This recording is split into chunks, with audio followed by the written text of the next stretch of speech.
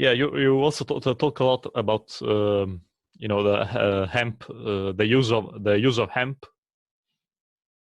Can you since we touched on the topic of the since we hemp seed? Yeah, since we mentioned hemp seeds, can you talk a little bit about the importance of hemp and hemp based products to to better our condition? Because I've noticed, as you probably have obviously, that well, at least over here, it seems to be on the news and etc. It seems to be it seems that they are ramping up this propaganda for the war on drugs, as they call it.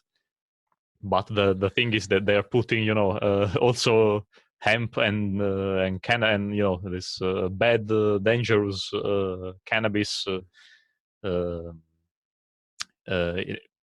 in the list of the substances that are that we are waging a war against.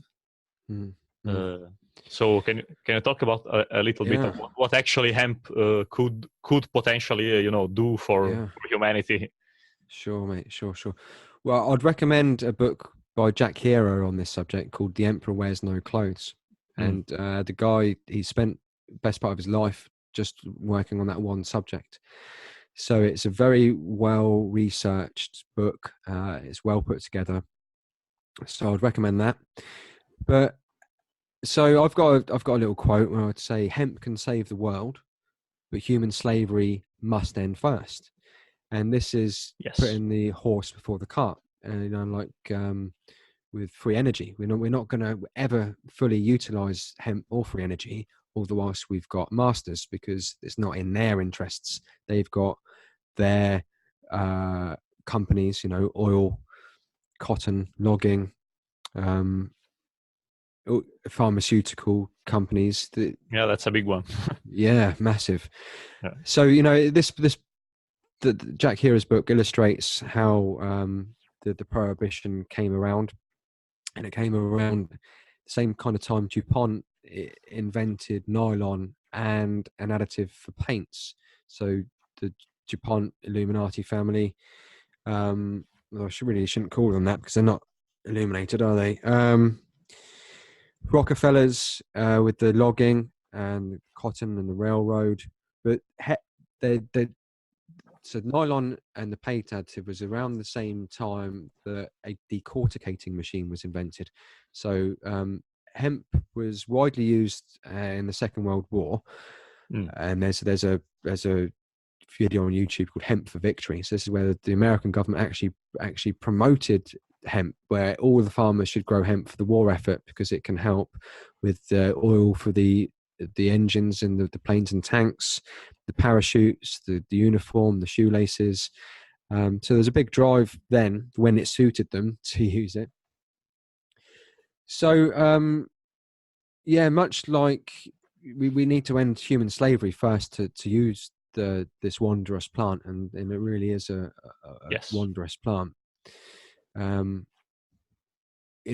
Like we're not going to get anywhere by going down the political route. We're not, or the monetary reform, or any sort of tweaking people's benefits, or because these are symptoms, right? These are all symptoms of human slavery and our ignorance to natural law. So, we can still use hemp to a degree, but nothing like we could if we were truly free.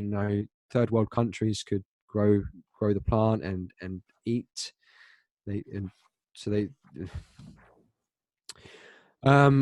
the hemp seeds are for nutrition. You've got basically a perfect ratio of omegas. You've got fats, proteins, nutrients, minerals. So we can basically survive on hemp seed alone. It can be used for health reasons and beauty products. It can replace. Henry Ford's car was built out of hemp. The first car, So, we can build houses out of it. It's meant to be a fantastic building material, much less toxic and much less waste than the normal building materials. Houses apparently stay cooler in the summer and warmer in the winter. It keeps away pests. Pests and insects don't like the hemp. Yeah, so And I think literally can save the yeah. world. With pharmaceutical, they reckon it would replace about 50% of pharmaceuticals if it was widely used. Yeah, I mean, most pharmacy going back 100 years, most good pharmaceuticals products were made with cannabis indica. You know. So no big wonder why they they are waging this this war on the war on this plant. Exactly. We know it is a threat to the pharmaceutical company. It's a threat to the cotton industry because hemp was a better product for clothing.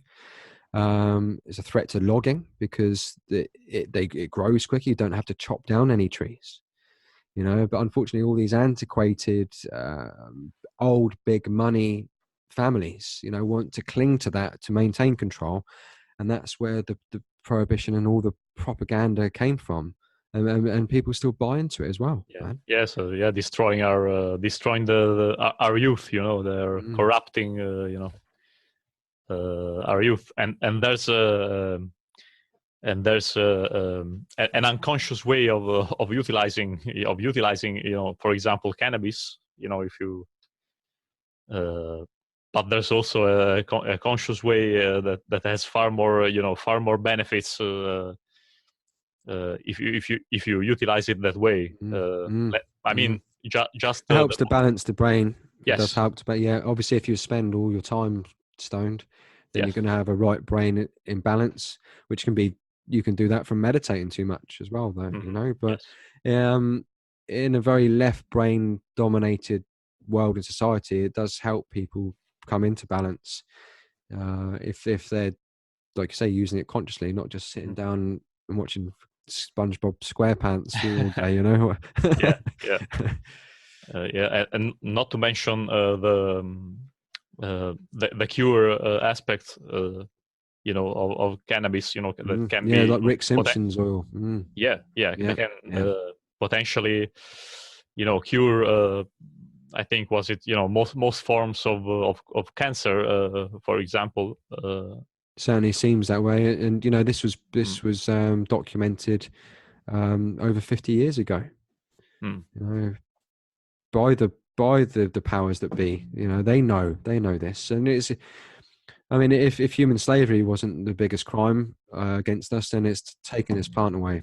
We've got the endocannabinoid system as well, right? Which shows that we've got a symbiosis with this plant, because we don't have a system for cabbage or rhubarb or anything like that. We've got a cannabinoid system, actually built into our bodies. So it's a miracle plant, and but most people don't think that. Most people have bought into the propaganda, or just think it's a drug. There's two things that can really save the world. One is the word no and refusing authority, and the other is cannabis and hemp. All right, and people go, well, what are you talking about? Well, basically, all the world's problems are caused by either two things. One, illegitimate authority that people don't say no to, or two, physical items in the real world that don't do good for the environment or the people. All right, so you're talking about oil products, you're talking about toxic chemicals and things like that. Now, hemp is a transmutable molecule. Now, what that essentially means is, in terms of your health, is when you're born, you have cannabinoid receptors in your cells. They have little sea anemone attachments that come off them, and when loose cannabinoids are running through the system, your little cells will reach out and grab them, and they talk to them. And they say, hey, look, cannabinoid cell, bro, I'm feeling a little bit lazy. I'm feeling a little bit unwell. I need some vitamin C. I need some zinc. I need a little bit of magnesium, bro. And the cannabinoid just goes, oh, okay. And then they rearrange themselves out of a distinct package of carbon, hydrogen, and oxygen, the three building blocks of life. And they're capable of synthesizing what the cell is craving, and then they insert it into it, inject it with what it wants. Really intuitive. Now, what that means essentially on a medical standpoint is depending on the concentration, more or less any disease can be really, really helped, if not cured entirely by high-potency THC and CBD hemp oil, commonly known as RSO, Rick Simpson oil. I had the pleasure to interview Rick a couple of times. He's not doing too well lately, and I haven't been able to get an interview for a little while. So that's it'll be sad once he passes the torch, so to speak. Before him, there was Jack Hero. So let's think about this. If you've got a plant that anybody can grow and anybody can process by themselves, what do you need the medical system for? You don't. What do you need doctors for to a large degree? You don't. You wouldn't be paying them $40 a visit or anything like that. Because largely what they would do is come in, oh, you got some kind of sickness, here's some hemp, and you're off. Or rather, you wouldn't go to the doctor in the first place, because this is the other thing about hemp. The medical benefits are primarily not when you're taking it as a medicine. The medical benefits of cannabis happen primarily when you take it as a foodstuff. Okay, so hemp is not only made up of all those molecules I told you about, with infinite combinations that can synthesize anything to do anything for anything, but because of the fact that your body is governed by what's called an endocannabinoid system, cannabinoids from within, anything that is wrong with your body can be mended, helped, or prevented by the ingestion of raw cannabis. You won't even get high. You can either eat the buds, if you've got buds at your home right now, ladies and gentlemen, or some crumble or something like that. How do you use pepper in your cooking? You crack a little bit of pepper over your food, and it's a supplement, right? That's the kind of thing. Pepper raises the body temperature, and because parasites don't like body temperature, cultures have been using it for a long, long time to keep parasites out, just like Mexicans use chili and so on and so forth. So cannabis can be used essentially as an essential nutrient, and theoretically, if the entire population of the world was on hemp, on at least maybe one meal a day, you'd see a dramatic decrease in the chronic diseases that people suffer. You'd see nutrition, malnutrition basically wiped out. You would see a whole bunch of the aging process writ large slow down massively. Cognitive function would go up. People's immune systems would be more powerful. Their ability to create proteins and muscle mass and all sorts of other things. Basically, the endocannabinoid system regulates, okay? It creates what's known as homeostasis, okay? Now, in ghetto speak, that's when you stabilize your homies, you know what I'm saying? And so, but when you achieve homeostasis, you're essentially operating at full tilt. And the only way to get that is with cannabis as a supplement, more or less. So we've got to be eating raw cannabis. We've got to be juicing the plants and drinking the juice, really, really good for you. Putting the plant matter in your salads, using the buds as pepper on your cooking and stuff like that. Put as much cannabis into your cooking as you can, ladies and gentlemen. However, it's just based upon this one thing here, is that heat, okay, is what makes it get you high. Okay, so if you're smoking it, you're heating that stuff up and you're getting high. You're getting a trip type effect, right? Yeah. The stuff we love. Now, if you don't, on the other hand, basically the carbon on the molecule needs to be burned away by heat in order for the rest of it to affect your body. It's what's called decarboxylating. But if you don't heat it, if you're just using it as a supplement, if you're just putting it on your cereal or whatever in the morning, you won't get any of those psychoactive effects. And so the saying goes, if you want to get discombobulated, it needs to be decarboxylated. You know what I'm saying, bro? Like, see, So there's a little bit of way for it. Now, that's just how hemp works with a human body. It also works the exact same way with your dog or your fish, because almost every single vertebrate has an endocannabinoid system. Now, also, because hemp is a very malleable fiber, it's the most strongest natural fibre. You know, we've got silk and what have you of similar tensile strength, but they've got to get that out of silkworms and spiders and all that sort of stuff. But hemp, on the other hand, it's very, very difficult to harvest because of how strong that plant is. You've got blades on massive combine harvesters getting blunted. You've got huge amounts of pollen coming off of these plants that are choking people up and giving them allergies. You've got enormous amounts of problems associated with manufacturing this plant at a mass scale, principally because for the last 90 years it's been illegal to develop any new ways of manufacturing it or harvesting it or growing it. All right? So basically we've got to play catch up, a century's worth of catch up.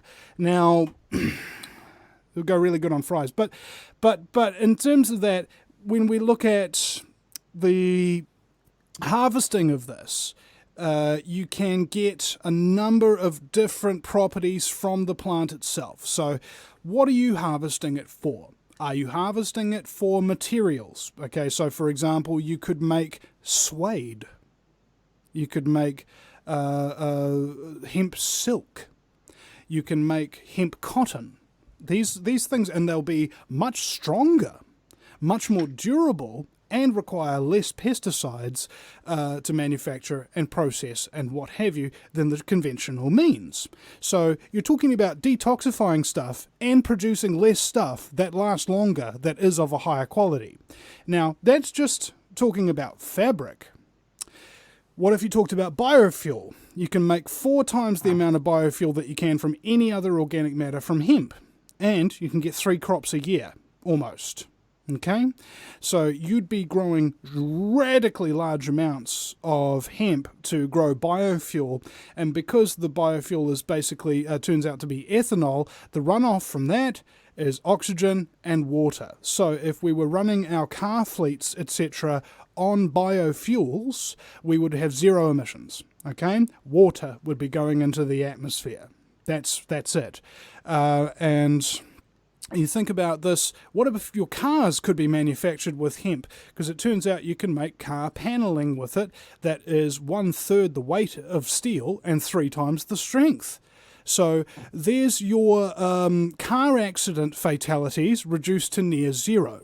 You go 100 miles an hour, head-on collisions, people would get really bad whiplash, but their cars would just go boom, and bang together like that. No, very little damage to be seen. That's the kind of potential that we're dealing with, and you magnify that across everything. You manufacture it across aviation, you manufacture that across shipping, and now let's think about consumer products and things of that nature. We've got a huge amount of trash everywhere, aren't we? Everything's either in a plastic bag, and if it isn't in a plastic bag, it's in a paper bag, and if it isn't going to recycling, it's going in a landfill, and most of the recycling goes in a landfill anyway. What if every single one of those packages, whether or not they were plastic or paper or any other manner of thing, could actually be made from hemp? Not only made from hemp, but be 100% biodegradable, so that you could chuck your burger container out the window, and then within 2 weeks, that burger container would be dirt. Really highly nutrient-dense dirt. And if you accidentally chucked it in the sea, the fish could actually eat it and get nutrients out of it. All right? So you're talking about all the waste that you would have from our current industrial society would become a resource and biodegradable. So every single form of pollution that currently exists would be greatly reduced. All the diseases that we currently are suffering from would be greatly reduced. All of the societal problems, as a result, would be greatly reduced. So there you go, ladies and gentlemen. Say no to all the sociopathic scumbaggery. Say yes to cannabis and hemp. World solved. Yep. I wonder why there is a war on hemp. So interesting. Well, the prohibition against alcohol. Why. Well, remember when prohibition against alcohol happened? Harry J. Anslinger, the later head of the Marijuana Tax Act, was actually behind alcohol prohibition. Why? It was because Henry Ford, at the time making his Model T cars, was wanting to make them out of hemp and he was starting to experiment and was very successful with hemp biofuel, which threatened the oil industry. So they prohibited alcohol, and they included within the alcohol prohibition ethanol made from plants so that they couldn't sell their hemp-based biofuel on the market. And then when Prohibition got overturned, they then just banned hemp altogether. until friggin' World War II came along, and they're like, wow, we banned hemp, and now all we've got is these oil derivatives and things like that, and nylon to make for our soldiers and everything like that, and they're just getting killed because it's such low quality and crap. Let's start hemp for victory. So there was a film that was leaked called Hemp for Victory, where the US government actually paid US farmers to grow hemp for the war effort, to make ropes and uniforms and so on and so forth. Why do you think they managed to win the war, ladies and gentlemen? Because their enemies had a hemp embargo as well at the same time. It's actually what partly caused the war in the first place, because the United States started an oil embargo against Japan, which is an act of war, and so Japan, as a result, they blocked any hemp exports from the Philippines going to the United States. All right? These are acts of war over hemp. Okay? Why do you think all these wars have started over hemp? It's because it's the thing that can end them. Yep.